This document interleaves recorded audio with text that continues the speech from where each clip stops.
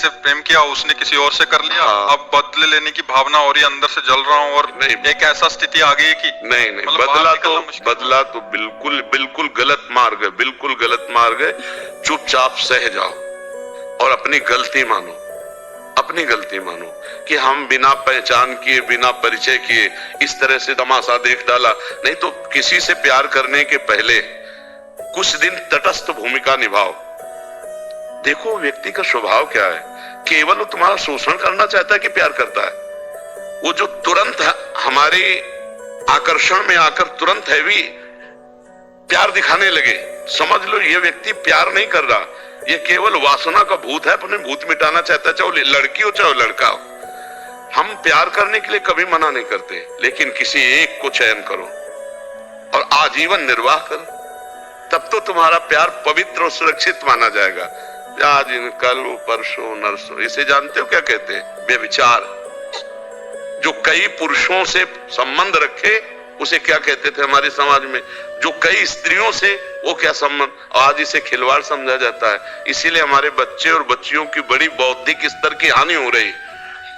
तो हमें लगता है कि आज हमारी जो समाज है, गर्लफ्रेंड बॉयफ्रेंड गंदे आचरणों की तरफ बढ़ रहे।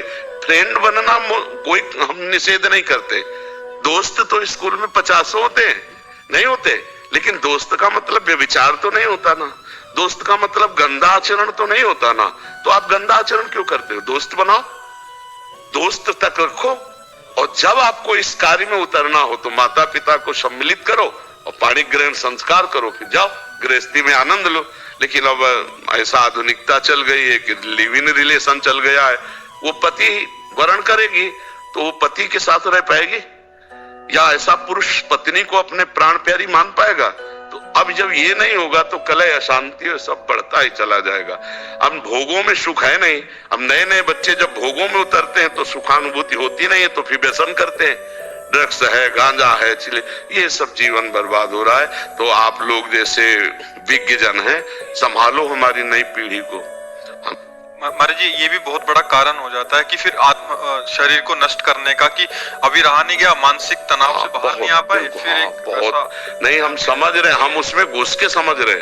जैसे बच्चे बात करते हैं ना तो इनके हम दिमाग में घुसते हैं, इनके दिल से दिल मिलाते हैं, तब छरछरा उठता है कि यार इसकी स्थिति क्या होगी, क्या हो। अब एक कोमल हृदय, मतलब सरल हृदय, चाहे लड़की को चाहे लड़के को, अब नई अवस्था है, अब उन्होंने दे दिया, अब वो तो जी जान से प्यार करता है, वो देख रहा, उसके साथ हंस रही, उसके साथ बात कर रही। अब वो कह रहा है तुम उसके साथ क्यों बात कर रहे, तो क्या तुमने हमें खरीद लिया है क्या? अब उसके जो हृदय में बीतती है, क्योंकि उसने आसक्ति कर लिया ना। आसक्ति का मतलब तक कर लिया, अब वापस होना मुश्किल है। जैसे दलदल में फंस गया, निकलना मुश्किल है। अब वो आसक्ति से पीड़ित है तो नशा करे, और नशे में अपने को व्यतीत करे तो फिर और परेशानी होती।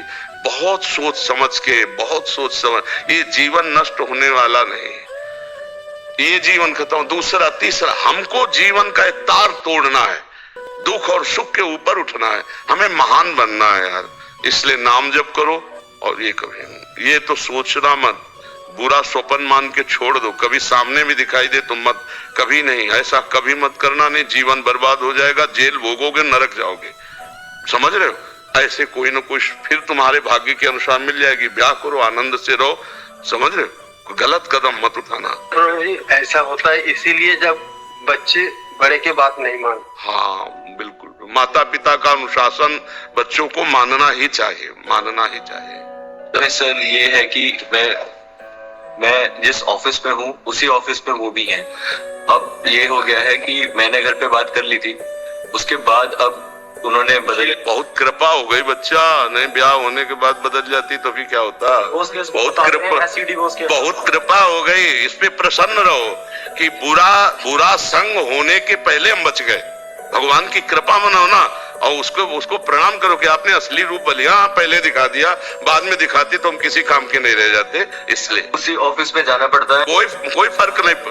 अरे कोई नहीं, बहादुर बन रे, बहादुर बन, तू दिखा कि मैं तेरे से अच्छा हूं, मुझे तेरी जरूरत नहीं।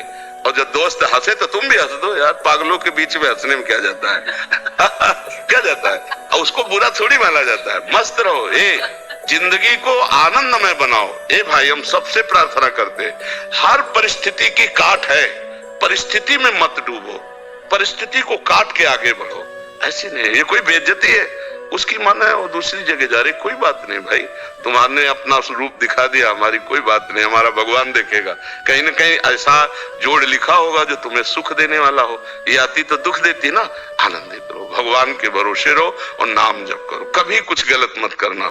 उसको भी जब प्यार से देखो ना तो मन से प्रणाम करो कि अच्छा हुआ प्रभु ने आपका रूप दिखा दिया, नहीं तो पीछे मुझे बहुत धोखा होता। ऐसा किसी का हित, ये जैसे बच्चे सोचते हैं मेरी नहीं हुई तो किसी के नहीं होने देंगे, ऐसे लोग सोचते हैं ना, तो फिर वो क्या करते, वो जेल से थे, वो भी जेल में जाते, वो किसी के नहीं होते, अपना जीवन बर्बाद और माता पिता परिवार को दुख, और इसके बाद वह जेल भोग करके फिर नरक जाना होता है। इसलिए कभी ऐसा न, जैसे कुछ बच्चे ऐसे मूर्ख होते हैं कि वो ऐसे इधर उधर सब रूप का नाश करने के लिए, जैसे वो क्या कहते हैं उसको, हाँ, अरे कभी नहीं बच्चा, कभी नहीं। और एक चीज बताएं, सच्चा प्यार तुम अगर किए हो तो प्यार का स्वरूप जानते हो क्या होता है? अगर तुम्हें उससे सुख मिल रहा है तो मैं तुम्हें कभी नहीं देखूंगा, सुखी रहो, भगवान तुम्हें सुखी रखे, जाओ उधर, इसे प्यार कहते हैं। प्यार का ये होता है कि ठीक है मैं तुम्हारे योग्य नहीं हूं, अगर तुम्हें अच्छा कोई मिल गया है तो तुम सुखी रहो, आनंदित रहो, भगवान तुम्हारा मंगल करे, हमें तो भगवान के साथ ऐसे चला जाता है। तुमने उसे प्यार किया तो उसको आशीर्वाद दीजिए, जाओ जहां तुम्हें शुभ, तुम अच्छा सोचो, उसको तो निगेटिव फल मिलेगा ही, जो निगेटिव चलता है उसको नकारात्मक फल मिलता है। तुम सकारात्मक, आज हमारे पास आए हो ना, तो तुम अपने प्यार को आशीर्वाद दो कि हमने तो तुम्हें प्यार किया, तुम भले प्यार न करो, तुम्हारा मंगल हो।